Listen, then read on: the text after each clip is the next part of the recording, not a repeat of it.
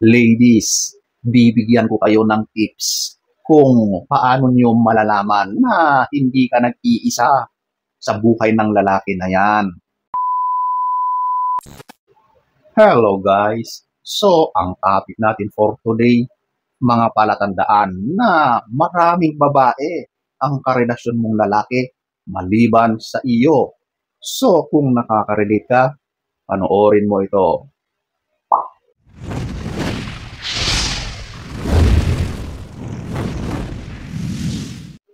So, eto ating aalamin. Number 9, eto yung nagiging malabnaw. Kapag napansin mo na kapag kayo ay nag-engage sa ganon, sa S, tapos mapapansin mo na bakit parang malabnaw na yung lumalabas sa kanya.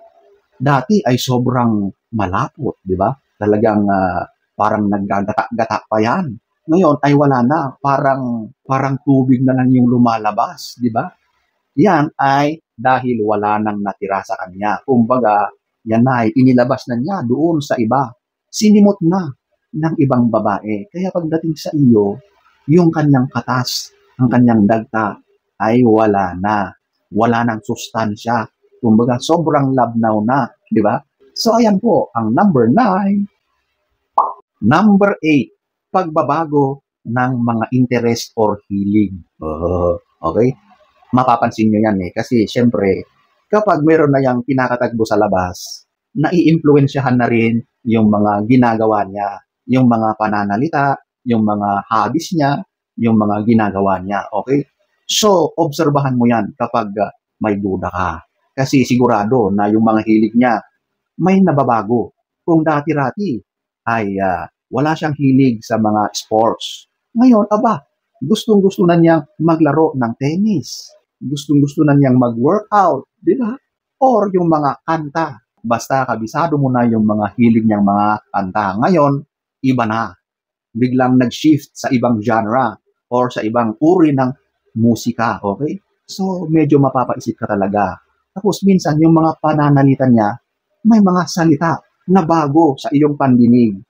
Ang mga yan ay nanggagaling doon sa babae na kanyang kinakatagpo sa labas. So literal na nai-impluensyahan yung mga gawain ng partner mong lalaki. Number 8. Number 7. Ito, yung may pagbabago sa amoy at pabango. Alam nyo, kapag nakipag-S ang isang tao, lalaki man yan or babae, sa iba, sa labas, sigurado na meron at merong dumidikit na amoy sa kanyang damit or sa kanyang katawan. So, kapag meron ka ng pagdududa, dapat talasan mo ang iyong pang-amoy. At sigurado na mahuhuli mo yan. Sigurado na merong amoy na kakaiba yan na dumikit sa kanyang katawan kapag meron siyang ginawang kababalaghan sa labas. At hindi lang yan, hindi lang sa pabango, kundi mismo sa amoy niya. Merong kakaibang amoy kasi ang gawaing S na dumidikit sa katawan.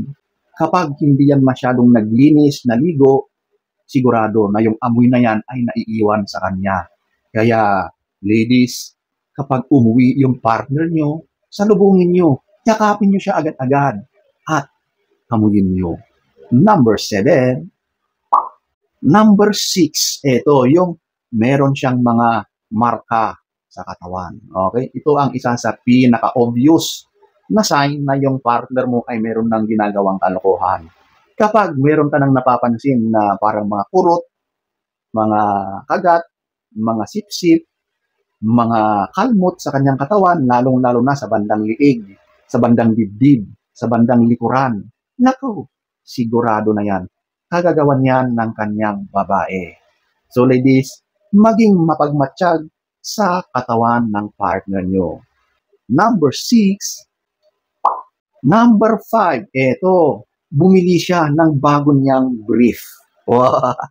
Dati-rati, okay lang sa kanya yung mga luma niyang mga kasuotan na yan, di ba? At ikaw pa ang bumibili ng mga kasuotan na yan. Ngayon, napansin mo na mayroon siyang bagong set ng brief at branded pa. Nakakapagtatanga naman, di ba? Kasi meron na siyang mga brief Yun nga lang, hindi siya branded at hindi na siya bago. Ngayon, talagang ayun na. Bago na, branded pa, mamahalin pa, di ba? Kaya siya bumili ng ganyan. Kasi, siyempre, kapag pumunta siya doon sa kanyang kalukadidang, siyempre, para mas pogi siya, mas macho siyang tignan, di ba? Mas kaakit-akit siya sa paningin ng kanyang babae. Wow! So ladies, kapag napansin niyo na may itinatago yan na mga bagong kasuotan na brief, nako, magtaka ka. Yan ay ginagamit sa iba. Number 5. Number 4, ito, yung kapag nakauwi na siya, ay agad-agad siyang naglilinis ng katawan.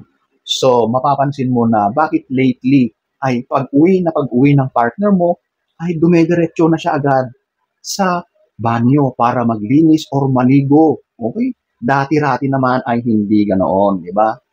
Tayong mga Pilipino, madalas pagkatapos ng mahabang araw ng pagtatrabaho, nagpapahinga muna tayo. Ito, kakaiba na ang mga galaw niya. Kung dati nagpapahinga pa yan, ngayon hindi na. Diretso, linis ng katawan. Kaya siya nagiging ganyan kasi ayaw niya na matuklasan mo yung lihim niya.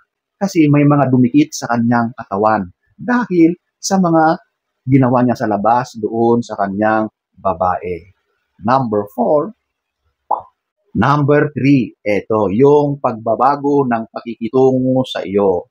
So, ito na yung makikita mo or nararamdaman mo na lagi siyang naiirita sa iyo. Konting bagay lang, nagagalit na siya. Yung mga mood swings niya ay malala.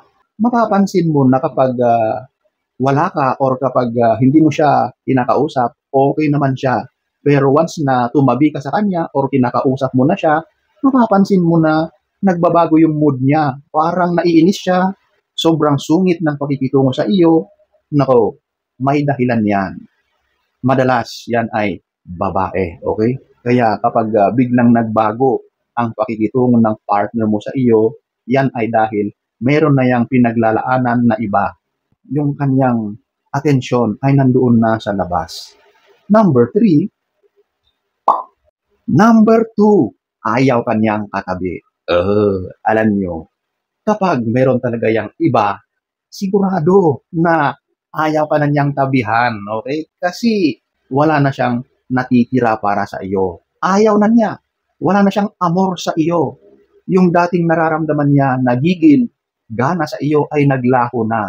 Yun na ay napunta sa ibang babae.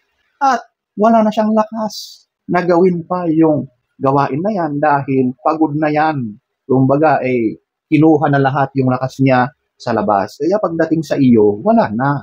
Uluntoy na yan, okay? Number 2. Number 1, eto, yung pag-uugali sa kanyang telepono. Okay? Alam nyo, sa panahon ngayon, ang cellphone ang number 1 na dapat mong obserbahan kapag yung partner mo ay may ginagawang kalokohan. Kapag meron ka ng pagdududa, yan ang dapat mong pagtuunan ng pansin. Okay? Alam nyo, ang lalaki, kapag meron na yang ginagawang kababalaghan, yung telepono niya ay sobrang madikit sa kanya. Sobra na siyang nagiging malihim. At maraming kakaibang nangyayari. Yung mga galaw niya, kilos niya pagdating sa kanyang telepono ay hindi normal. Mapapansin mo na kapag meron siyang kausap, lumalayo siya. Bumubulong-bulong pa yan. Ayaw niya na naririnig mo yung usapan. At yung telepono niya ay dikit na dikit sa kanya. Kahit saan pa siya mapunta. Kapag ganyan ang partner mong lalaki, nako, meron niyang kalokohang ginagawa. At madalas, babae yan. Number 1. So, ayan po ang ilan sa napakaraming mga signs na ang partner mong lalaki ay may ibang babae. So, sana ay nagustuhan nyo ang ating topic for today. Next story time. Don't forget to subscribe.